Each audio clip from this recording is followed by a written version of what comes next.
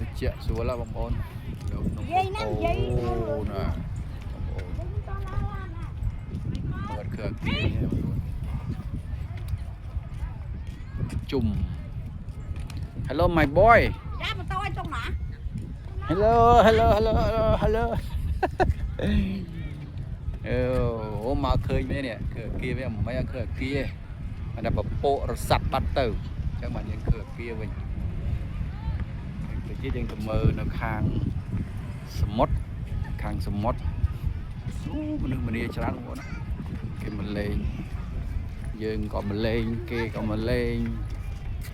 បងអើយបាយដែរចឹងមានលុយស្រុកខ្មែរដើរលេងបានបងប្អូនណាតែបើអត់លុយដេកផ្ទះបងប្អូនអើយ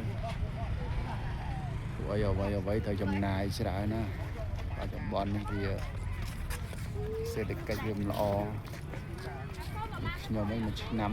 2ឆ្នាំ3ឆ្នាំបានមកម្ដងវាឆ្លៀតឱកាសមកជូនកូនមក